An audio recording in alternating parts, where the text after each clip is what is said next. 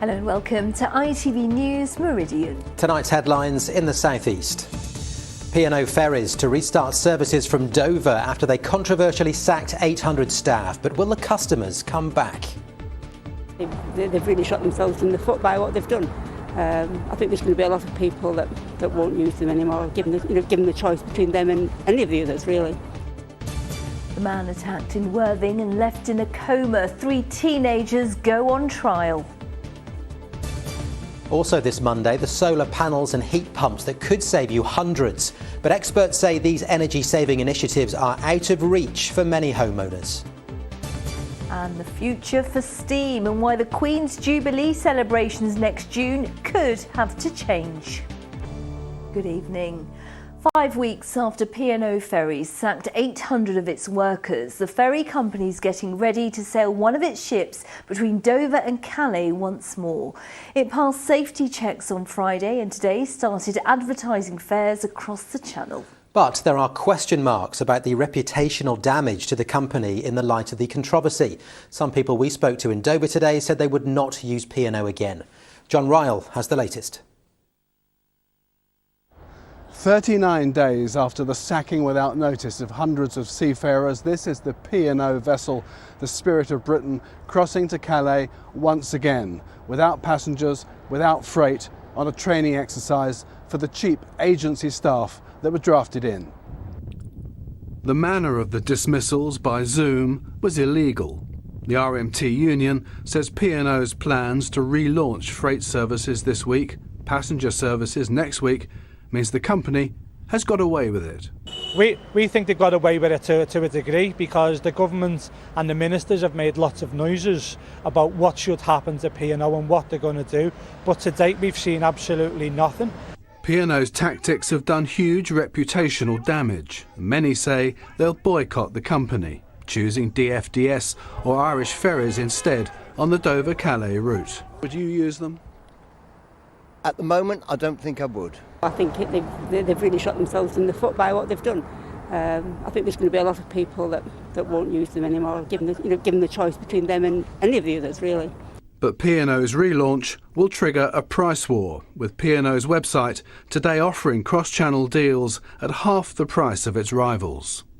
P&O's legal problems are not over. In a test case, one of the sacked seafarers is mounting a legal challenge. My message would be to those customers is think long and hard about what P&O Ferries have done to their loyal and dedicated workforce and who they've replaced us with. So the MCA, the Maritime and Coast Guard Agency, has cleared the Spirit of Britain to sail and may be close to clearing other boats.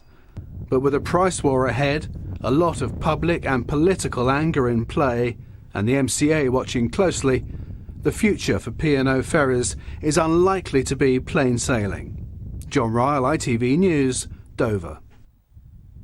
Thurrock Council says it's secured a groundbreaking injunction to stop protesters blocking its fuel terminals.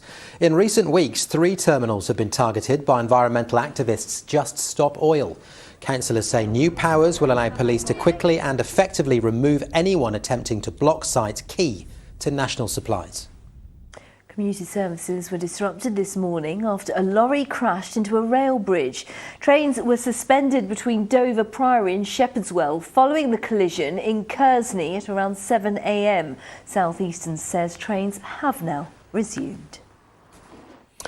3 teenagers have gone on trial after a care worker suffered a violent attack at a park in Worthing. The prosecution says that the victim was so severely beaten by the defendants he was left in a coma. From Hove Crown Court, Charlotte Wilkins. Well, Sangeeta, events unfolded on a spring evening in April last year when the prosecution say an 11-year-old boy was playing frisbee.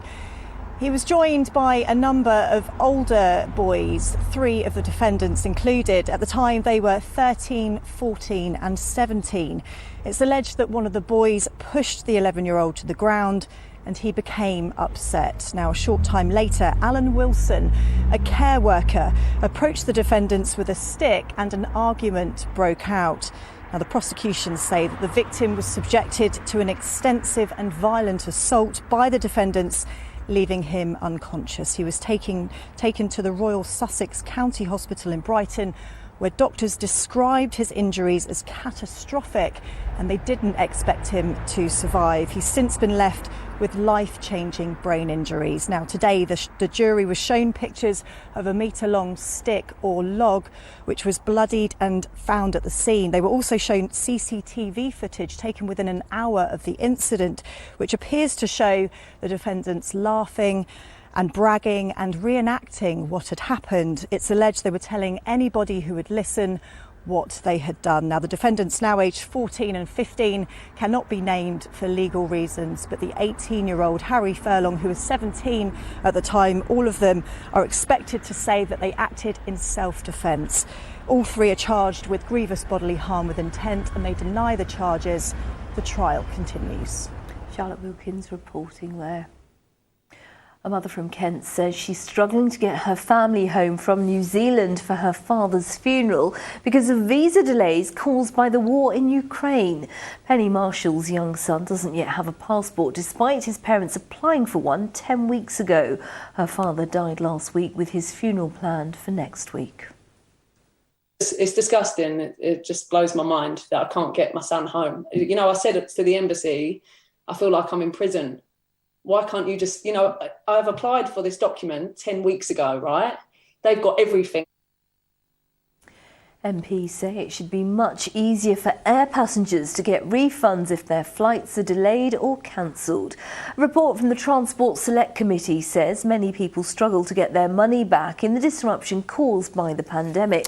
Well, our political correspondent Phil Hornby joins us. Phil, they're saying pretty much there are lots of lessons to be learned here.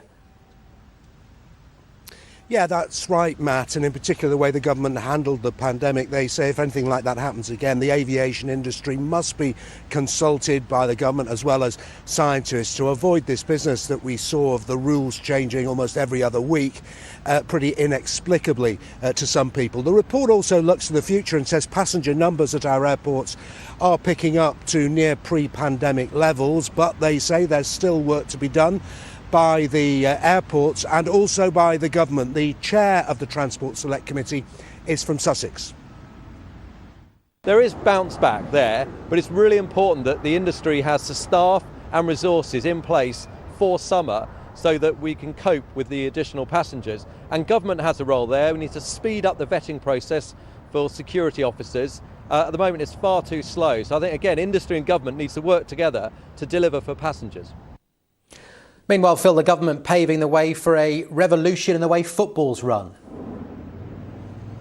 Yes, that's right. You may remember a few months ago, Tracy Crouch, the Kent MP, led what was called a fan-led review into the way football is run in this country. She came up with lots of recommendations, which the government have accepted, including the need for an independent regulator to run the way football is governed.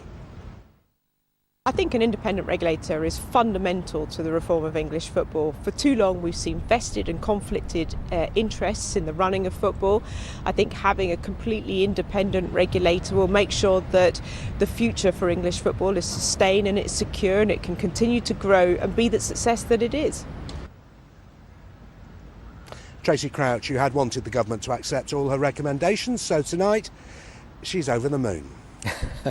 Phil, for the time being, thank you very much indeed. You're watching ITV News here in the Meridian region. Thank you so much for watching us. Coming up, solar panels for your home, but would you pay out now to save money in the future? And Roy sent in this lovely sunrise shot, but do you know what these dark dots are? Well, if not, maybe I can shed some light. Join me shortly. Forward to that, and for more on all of our stories, please go to itv.com/Meridian. You can call us, the numbers on your screen now, and remember you can also follow us. That's on Facebook, Twitter and Instagram.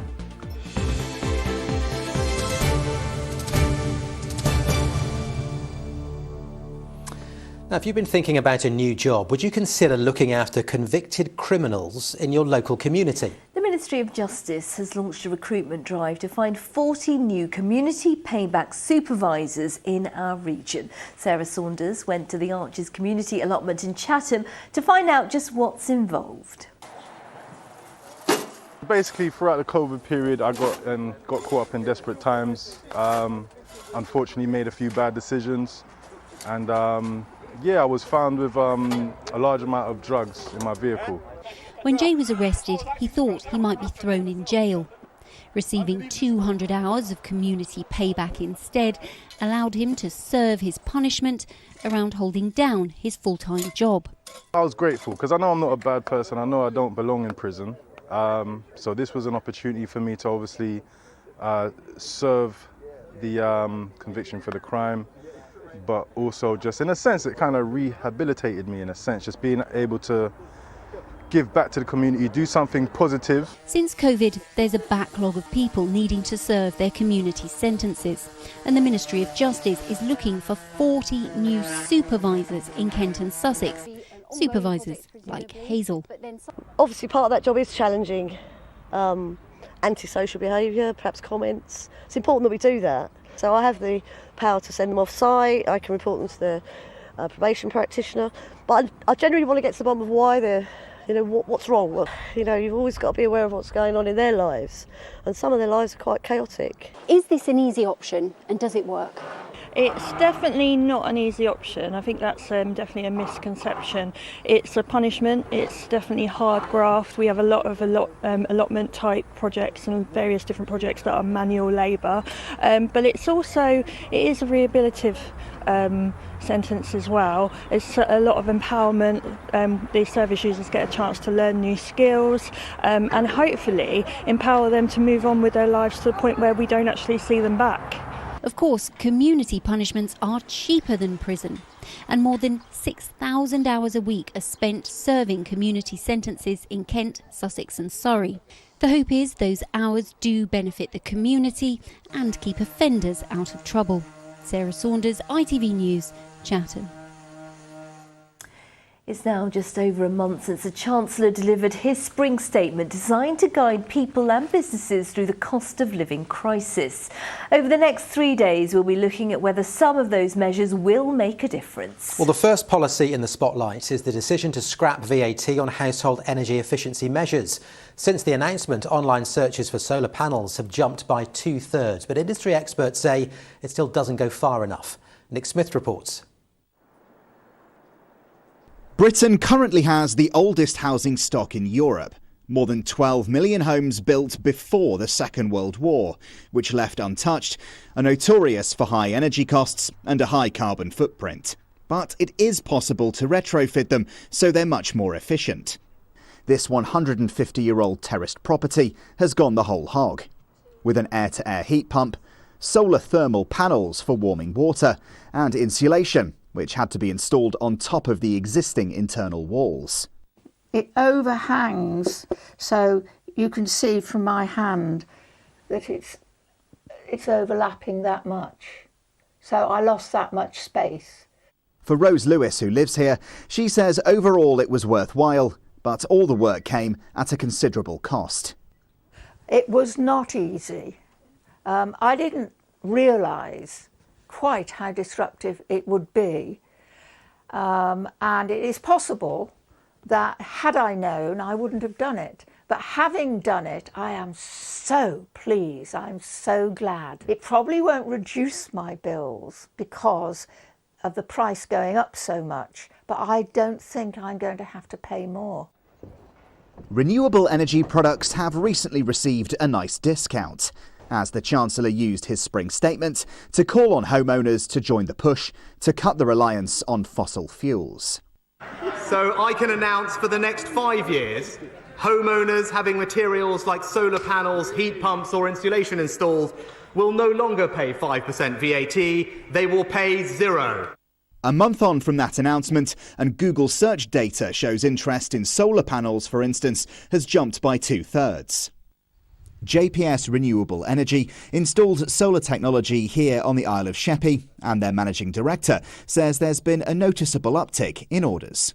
So before the VAT was scrapped with the rise in energy prices, we saw approximately a 500% increase in inquiries. That obviously isn't sustainable for a small business, but compiled with the fact that people that we've been dealing with for the last 18 months then also came back looking at quotes, people that hadn't gone ahead with the installations, it's sort of been quite overwhelming for not just us, but I think everybody in the PV industry. While the VAT cut has been labelled a welcome start by sustainable energy experts, the cost of installation still remains far out of reach for many homeowners. We need to have a higher sort of incentives to allow people to go forward with implementing solar panels and heat pumps in their housing. Cutting VAT will not do that because the cost is very high, 20,000 for example for a typical heat pump, and also about 8,000 for solar panels. Heat is so important for us in the UK. About 20% of our emissions, attacking that high percentage, refurbishing buildings and by having heat pumps, so going away from gas into electricity is very, very important. Well, the government says it has committed £6.6 billion into improving energy efficiency. But there are still serious questions over whether that will be enough to turn millions of our older properties into homes fit for a greener future. Nick Smith, ITV News. Well, saving energy around the home with heat pumps and solar panels can be initially expensive. But what about things we can all do that won't break the bank or require a full home makeover? Stu Horn is from the Energy Saving Trust and joins us now. Stu, what are your top 3 energy saving tips? So we've got 3 tips that any household can undertake that won't cost any money. First of which is to go around the home and turn off all the devices that you've currently got on standby, because although these are on standby, they're still using energy, and actually turning them all off combined will save up to £55 a year for an average 3-bedroom family household. So that's really worthwhile doing. Secondly, trying to use a bit less water. So swapping out 1 bath for a shower every week and trying to have a few showers and baths. That can save up to £35 per person per year. And then lastly, using your appliances a bit differently. So when you put the washing machine on, putting it on at 30 degrees centigrade and trying to put it on once less a week. And when the dishwasher goes on, making sure it's full, but also trying to put that on once less at time a week. Doing all of that will save £28. And Stu, we are hopefully heading for warmer days, but the coming winter, we know that's going to be hard. Is there anything we can do now to prepare in terms of energy saving? So the most impactful thing that people can do preparing for the winter is to draft-proof their homes. So you can get a professional to do this. So for a 3-bedroom household, that will typically cost about £240 and save £95 a year. But actually, a lot of the materials you can find in DIY shops and do a lot of the draft proofing yourself. So if you go around the home, find the gaps between the window and the window frame, between a door and a door frame. Those are really important to seal with material strips or with foam. That keeps the draft out. It can lower your heating requirements and save you money on your bills. Great advice. Stu Horn from the Energy Saving Trust. Thank you. Now, the ITV Evening News is, of course, on after us. With details about what's coming up on their programme, here's Mary Nightingale. Coming up on the programme, 4 people are stabbed to death at a house in South London. Police describe the attack as deeply shocking. A man in his 20s has been arrested on suspicion of murder. We will have the latest. Too little, too late. The government steps in to help with shortages of HRT, but only after women have gone to desperate lengths to get it. A special report into the shocking rise in children being groomed and abused online. And I've come into possession of a villa in the south of France. We catch up with the cast of Downton Abbey as the show heads abroad and into a new era. Would you join me for those stories and more at 6:30? Mary, thank you. Well, one of our sports teams celebrating a special milestone with the details. Sarah. That's right, thank you, Sangeeta. Brighton and Hove Albion are celebrating a remarkable anniversary this week as the team, who are about to achieve their highest ever Premier League finish, look back on events 25 years ago when they nearly dropped out of the Football League. Andrew Pate has more. Albion were on the brink. The Goldstone ground, their home for 95 years, sold off due to the club's debt, and the team looking destined for relegation to non-league football as they sat 3 points below nearest rivals Hereford. But amazingly, they won that final home game against Doncaster and then drew the do-or-die final match at Hereford to send their opponents down. Now to the Football League, and Gillingham's fight for survival in League One is going to the wire. Following defeat at Portsmouth on Saturday, the Gills are back in the bottom four, if only on goal difference and with one game to go. It's with the Kent team that our roundup begins. Small businesses and local teams, the heart of our communities. eBay sponsors ITV Regional Sport Reports.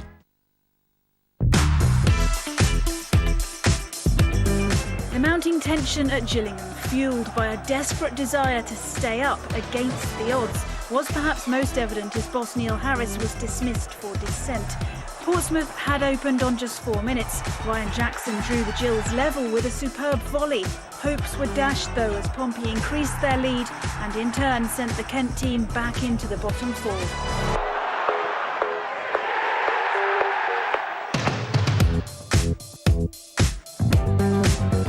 Crawley Town, who suspended manager John Yems on Saturday morning following allegations of discrimination, suffered defeat at Mansfield Town.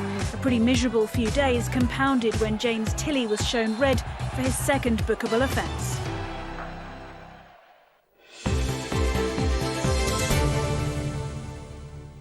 Finally from me, players, managers and showbiz stars from the South are hard at work getting in shape for Soccer Aid. It's the world's biggest celebrity football match this year, taking place at the London Stadium on June the 12th, with the money raised from tickets going to children's charity UNICEF. The match will also be live here on ITV with commentator Sam Matterface. We've got some great superstars once again joining us. I always find it amazing just how seriously the celebrities take it. You know, a lot of footballers, if you speak to them, they grow up and they want to be rappers, or they want to be pop stars, or they don't mind doing the odd bit of modelling. But actually, all the celebrities want to be footballers. It is always great fun, isn't it? Always June the 12th. Thank you very much, Sarah. Now, the sight and sound of a heritage steam train brings huge delight to thousands of people each year. But as we might have already spoken about last week, actually, a shortage of steam coal is putting the whole industry at risk. The closure of the last coal mine to serve the sector in Wales is blamed on the most part. Today, the organiser of the Weald of Kent Steam Rally told James Dunham the sector is at the 11th hour and 59th minute of being saved. Well, traditional steam coal is still burning from this engine here, but fuel is becoming a real rarity. It's running out and there is real concern within the industry. Let's talk to Matt now. You're from Kent and East Sussex Railways. There are alternative fuels, aren't there? But they're problematic. There absolutely are alternative fuels being developed in the UK and around the world. Coal coming from overseas, there's two major drawbacks for that. One is the cost of transport for thousands of miles. At the moment, as an alternative to Europe, we're bringing in coal from Colombia in the US. That coal's coming across to Italy and then across to Ireland before it reaches us. So the carbon footprint of that is far greater than it would be if we mined it a few hundred miles away in Wales. Okay, Matt, thank you very much. Let's come over here now and go to this wonderful engine and talk to Bill. This is a serious problem, isn't it? And you believe serious action needs to be taken? It is. It's incredibly serious. And, you know, the situation with the mines as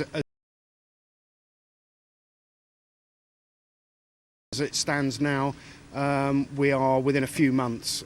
So we are at the 11th hour and 59th minute of saving the industry. You've written to the Prime Minister about this. What response have you had?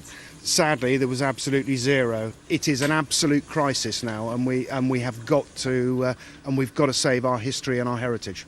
Thank you. Well, it's not just steam railways that are being affected by what's happening here, but also maritime history. And let's go over now to Derek. He oversees Vic 96, one of the heritage ships which is due to take part in the Queen's Jubilee flotilla this summer. But you're not even sure if that might be able to happen. Well, I'm hoping we can find some coal. We're here today with a Sentinel steam wagon to represent the Vic 96 Trust. Both that and our tug Barking are virtually out of coal. We're down to our last few bags so that we can carry out a steam test next weekend. But after that, we don't know quite what we're going to do. We're relying on the goodwill of Bill, that you've just been speaking to supply us with his last few bags of coal. So we're all pretty desperate. Derek, thank you. It really is hand to mouth, not just on the maritime side of things, but also the railway side of things. And there is the sense that the current situation cannot continue without action very soon. Well, James Dunham with that report there. And just as a little footnote to it, Welsh Mines have been the supplier of coal for steam engines for many years. The government there wants to achieve net zero targets, and so want the heritage rail industry to work with them to develop new sources of fuel. Let's talk weather now. Holly, there was something special happening above us at the weekend. That's right, yeah. I don't know if you got lucky enough to spot any, but we had some shooting stars. So I've got a photo here from Jean and John, who managed to capture one of the Lyrids meteor showers. A lovely burning bright light there through the sky. I think cloud, though, probably obscured them for many people. I've also got an interesting photo from the weekend of a sunrise with a few little dark dots on it. Can you make those out? Yes, I can actually. Dust on the lens? Well, I did question that, but actually they are what's known as sunspots. So if you take a look at this photo from NASA, or this image from NASA, that's where the current sunspots are being recorded, and you can see obviously they match up pretty closely. These are dark dots on the sun because they're cooler than the surrounding sun, and it's the first time I've ever spotted them on a viewer's photo. So what are the significance of them, though? Why do we need to care in the nicest possible way? Yeah, no, very good question, Matt. When you get sunspots, you get an increase in what we call solar flares. So this is like explosions on the sun which send radiation towards Earth, and these can cause things like northern lights, southern lights. They can interrupt the power grid. You can see problems with GPS. These happen in 11-year cycles. 2025 is the peak, so we're heading towards a maximum at the moment. So we're likely to see an increase in this sort of thing and an increase in those sorts of effects into the coming years. So that, Matt, is why you should care. I really care now, because that was really interesting. That was. Let's get your full forecast now. Here's Holly.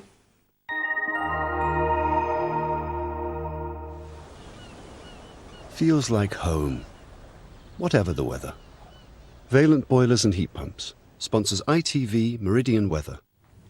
Not too bad a look this week, I think, in many respects. It's fairly settled, it's largely dry, although we have got a few showers out there at the moment. But the air itself is never that warm, so temperature's never that high, and also by night it may well be quite chilly at times, with the risk in places of a bit of frost perhaps. So we've got high pressure to the north. It's sinking its way across us, but a northeasterly breeze and then easterly tends to bring air from a cool direction.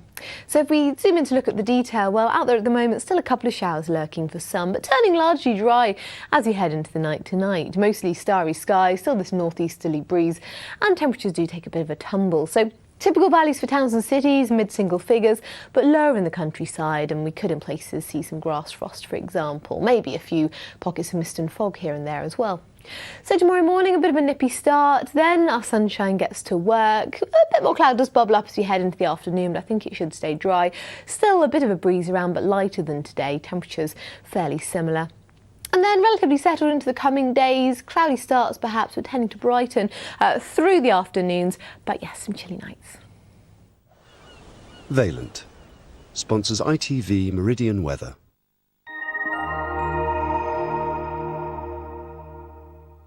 And you're up to date in the southeast. In just a moment, the ITV Evening News with Mary Nightingale. I'm back with a late update just after 10:30. But for now, from the team, thanks for watching. Bye-bye. Bye-bye.